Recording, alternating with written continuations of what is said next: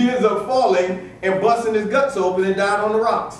You know, so it took the power of death and life out of Judas' head. So Judas, this was spoken, that Judas would do this, and of course he did it. He guided them straight to Jesus, and it says, for he was numbered with us and had obtained part of this ministry. Now this man purchased a field with the reward of iniquity, and falling headlong, he burst asunder in the midst, and all his bowels gushed out. So now, it's talking about a prophecy spoken hundreds of years ago. This is what shows us how real the Bible is, because the stuff that happens, God spoke of years before it ever happened. You trying to tell me this is all coincidence? Absolutely not. When you sit back 200 years before this man is born and you say there's going to be a man to betray a man who's going to betray him and then take his own life and fall and bust his guts open. I mean, and it comes to pass just like this, that's not by chance.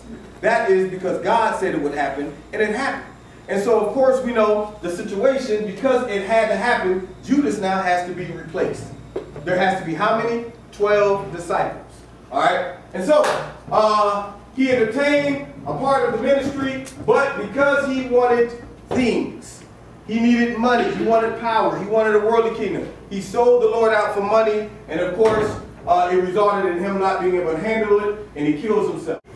It was known to all the dwellers at Jerusalem, so much that that field is called in their proper tongue of Kadam, that is, the field of blood. So, because he purchased it with the blood of the Lord, look at that. And his blood was required also. It's called Al-Kadama. All right, read. Go ahead. What is written in the book of Psalms, let this habitation be desolate, let no man dwell therein, and this bishopric let another take. Now, he lost his position. Imagine, and this is what lets us know as Christians that we must work out our salvation in fear and trembling. Because it is not good enough to start the race, but you have to finish it. And that's the toughest part. Any of you all that ever ran track knows it's not how you start. Some of these runners had the slowest starts. Michael Johnson had a garbage start, you know, but when he got up there, erect, I don't know how he was so fast. The man ran almost over erect. You know, erect is this way. This man was and rolling, man. He looked like a cartoon character. Every time I saw him run, I would think of Tom and Jerry. When they be running so fast, they be, you know, leaning backwards and be digging. His style was horrible, but once he got up and got into the pocket, it was a wrap for him. And so it's not about how you start the race. I've seen some people in that 400-yard dash come out the blocks booking. But that last 100 yards, the monkey is on the back. And so I know because the monkey got hold of me one time. Started off full speed, got around that bend, and it's like somebody just shot me right in the kidney. Slowed me completely down to almost a walk. So it's not about how you start, it's about how you finish. And so this business about, oh, you know, well, I was a Christian 20 years ago, but I ain't in the church no more. I done backslid, but I'm still going to heaven. You know, I question that doctrine seriously. We have to finish the race just as we started it, if not get better. The best runners are those that get stronger as the race goes on, not get weaker. Yes? I got a question, like you know, Sally saying supposed to finish the race, and you kind of use the analogy of using like track. You think like the people who like were running their race as a Christian, but like, you know, when you get to the 400 and you're coming around, sometimes you don't look the way that you start. You're right. Struggling, but you still finish. You still finish it. Now, that's the key, because he said the first should be last and the last should be first. Yeah. So oftentimes, some people say, well, if I don't finish strong, I don't want to finish at all. Now that is a horrible attitude to have too. I'd rather limp and crawl across the finish line than to not make it across the finish line at all.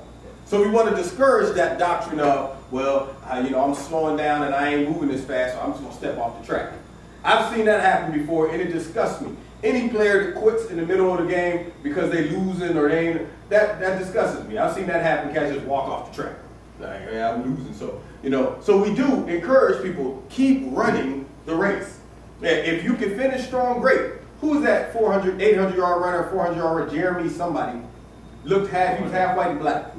Man, that dude, man, when that 400, he be booking, you know. And so he runs a perfect 400 to where it's just consistent all the way around. If you happen to be blessed as a Christian to have that type of discipline, great. Some people got that. But some people, man, it's just 1 minute out of your lane. I mean, when you tired, form gone, arms back, back tight, feel like you got a rubber band from here to your ankles. I mean, it's horrible. But I've never ran a race where I just stopped though. I got it done. And it might have not been pretty, but I got it finished. Same thing with Christianity. If you get in this thing and you start off the bomb and you run into some obstacles, don't stop. Just keep moving, man. The snail, I'm sure, had to be the last animal that got on the ark. Had to be. But it made it. I'm sure all the other animals was passing that mug up and he was like, the gazelle, even a turtle had to get on there before the snail. You know that. And he probably was like, that's okay, I feel it, y'all, go ahead. Then got on a little ramp, on up the ramp, But he made it onto the ark. And so no matter how, you got to get on that ark. You just got to get on it. So, Judas, unfortunately, he lost out on his opportunity and he has to be replaced. Now, here we are. We're almost finished. It says, for it is written in Psalms, let his habitation be desolate, meaning empty, and let no man dwell therein, and his bishopric let another take it. So let somebody else replace it. That shows that God is not a respecter of persons.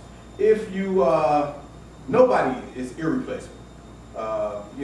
There's people that we admire in this world that we, have a tendency to rely on. You take some of the bigger bishops out there, Bishop Jakes and Noel Jones, and all of these wonderful men who have churches that have 30, 40,000, 50,000 people.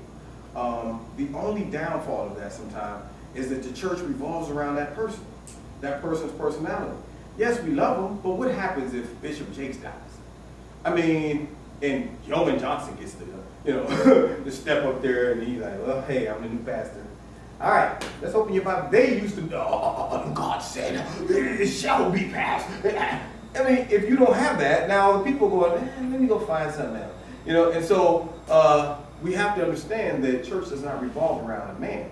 If that man dies, the church has to maintain and continue to thrive and go on. And so it shows us that nobody is at the point where they can't be replaced. And of course, Judas here is getting replaced. God's funny with us all the time that the Lord Jesus went in and out amongst us. So one of these men now is going to take the place of Judas. Beginning from the baptism of John unto that same day that he was taken up from us, must one be ordained to be a witness with us of his resurrection. So we got one new apostle coming on the scene. Man, this had to be great. Now, this is what I constantly tell y'all this. I don't know if there are any modern day apostles out there. Look who brought these apostles in. Well, first of all, it was the Lord, but he was also anointed by apostles. And my question is, who are these guys out here that are apostles, and who called them to be apostles? And why do you feel that you have to run around with that high title of the apostle? What can you do that others cannot do? We read some of the qualifications of the apostle last time, didn't we? But it is an uncommon anointing that you have as an apostle. I would be very concerned to carry that title myself. Sometimes it's almost embarrassing to say minister. I just call myself Kev. People like, hey, how you doing? What's your name? I'm Kev. No. It casts me like, I'm minister, I'm apostle, I'm elder, I'm pastor. Sometimes I wonder if we get caught up on titles.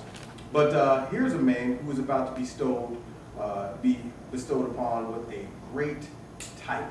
He made it in at the last second. All these other guys went through some of the hardship, but he was in the crew. He hung in there throughout the beginning and to the end. Here's my thing. I think that there's some people out there that even carry that title that are used of God. But the question is, who gave you the title and why do you need it? Let's be real. Christians aren't perfect, and I think sometimes they allow their humanity to get mixed in with some things. But I try to be as humble as I can about, being a minister of God, because that is, when it comes to my worldly ventures, stuff like that, I can be bold, to a degree. You go out there, you go to a business meeting with confidence, you're dealing with humanity. That's just, all that stuff is vanity. But when it comes to ministering to God's people and representing Him, now it brings you very low. You lose that sense of, let me step up here and dictate and tell people how. You know, it's almost like I have no right to even be doing this stuff. So therefore, it makes you more humble, or it should. And so for people to walk around boldly with the sense of, let me just throw my titles out there so that everybody can say, ooh, he's a bishop, or he's a whatever. If you are, great, don't be ashamed of it. But I don't think it should be something that everybody longs to be just for the title's sake. So if God someday wake me up in the middle of the night and say, you are now Apostle Kevin, I'm like, you sure? You know, I might tell one or two of y'all, you know, I'm an apostle. But that's about it. Beginning from the baptism of John until that same day that he was taken up from us, must one be ordained to be a witness with us of his resurrection. Okay, go ahead. And they appointed two. Joseph was called Barsabas, or Barsabbas, who was surnamed Justus, and Matthias. And they prayed and said, Thou, Lord, which knowest the hearts of all men, show whether of these two thou hast chosen. They left it up to the Lord. And they said, we're going to pray and we're going to ask the Lord to pick one of these guys to be the next new apostle. And so they prayed and said, God, you know the hearts of man. Now, this is crucial because, see, some of us think we can hide our hearts from God. We can hide our hearts from human beings. I mean, you never know what's in each person's heart. Because the heart, you don't even know what's in your own heart. The heart is desperately wicked. And it will deceive you at the drop of a hat. You might think, I never do that, and end up doing it. You might think, I don't like it, I don't shoot. I wish somebody would end up, man, there's so many things in my life that I said I wouldn't do. And when I said it at the time, I meant it. And I'm like, man, you crazy. And then you find yourself doing it and you go, how did that happen? What is that? Because it's in the heart. The heart will deceive you if you're not careful. It will lead you astray, it will lie to you, and it will give you a false sense of security. It will do all kinds of tricky things to you. So that's why God knows the heart. We would even try to play games with God. Oh, Lord, I'm giving you my heart. Or, Lord, I just come into my heart. But really, we don't want him in there sometimes. He tries to come in and be like, nah, because if you really get in my heart, see, the heart represents the center of your affections. It represents everything that you long for. If you lost everything else, you need that one thing that's in your heart. So in other words, if money fails you, if family walks away, boyfriend, girlfriend leaves you, whatever's in your heart, you say, but I can't lose this. And if God is that, if Jesus Christ is the center of your heart, you're like, Lord, as long as I got you, I'm good to go. But if something else is the center of your heart, you will say, Lord, if you kind of leave out of my, I can still be okay because I got my man. I still be okay because I got my money. I still be okay because that shows you where the heart is. The heart will lead you to what you really are about. So what we think about, what we fantasize about, what we long for, where we have a tendency to go, that is a quick indicator of what's in our heart.